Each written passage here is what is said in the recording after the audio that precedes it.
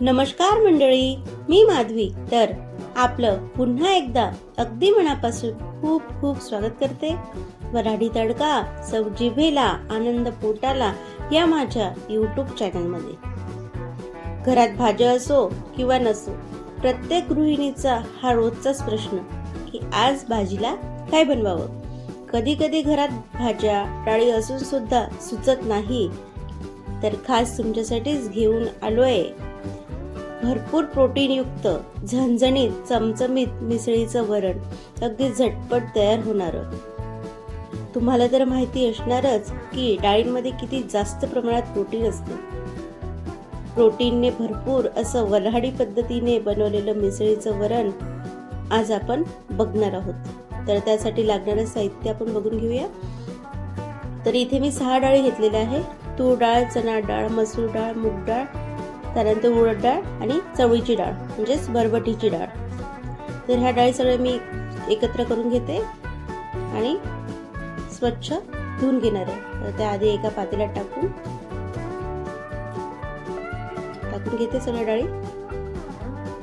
तर आता त्यामध्ये पाणी टाकून घेऊया.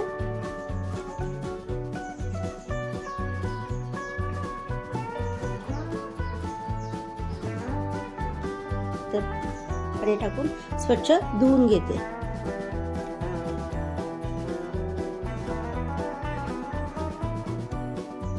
तर डाळी धुवून झालेल्या आहे. आता कुकरच्या भांड्यात टाकून घेते. कुकरमध्ये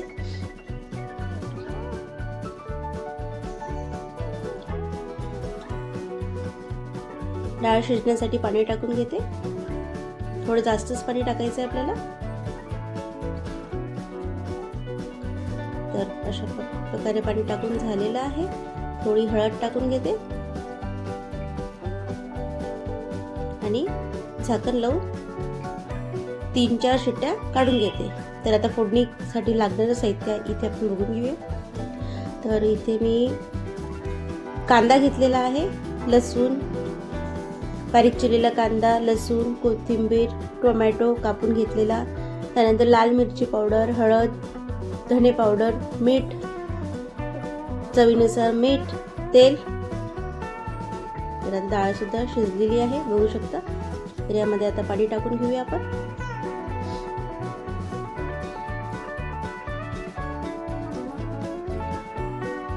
आणि चमच्याच्या साहाय्याने किंवा पळीच्या साहाय्याने फिरवून घेऊया.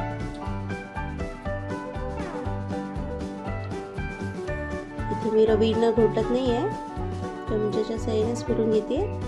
आता गॅसवर कढई ठेवू, त्यामध्ये तेल टाकून घेऊया फोडणी देण्यासाठी. तेल गरम झालेलं आहे, मोहरी टाकून घेते. तसेच जिरे फुललेले आहे, कांद्यात टाकून घेते. फिरून घेऊया छान. आता ठेचलेले लसूण, कांदा लसूण छान परतून घेऊया.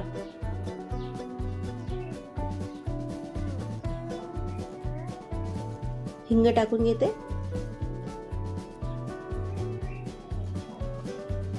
कांदा परतून झालेला आहे. त्यात टोमॅटो,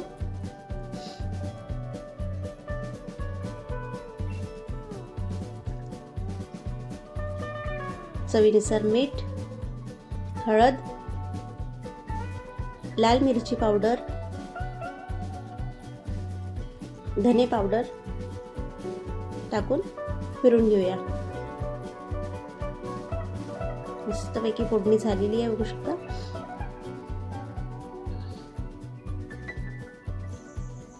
तर आता फोडणी तयार आहे आपली. यामध्ये आपण मिसळीचं वरण टाकून घेऊया, मिक्स डाळ शिजून घेतलेल्या.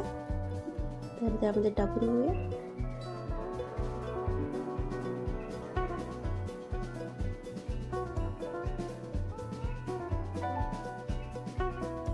एकजीव करून घेऊया आणि याला मस्तपैकी 5-10 मिनिटे उकळी काढून घेऊया.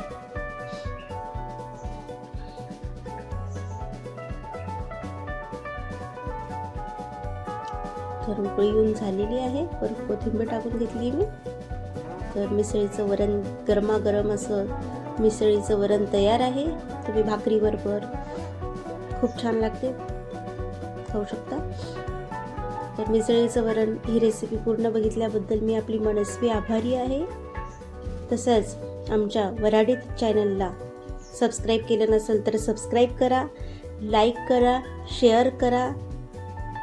तर पुन्हा भेटूया एका नवीन रेसिपीसह. तोपर्यंत धन्यवाद.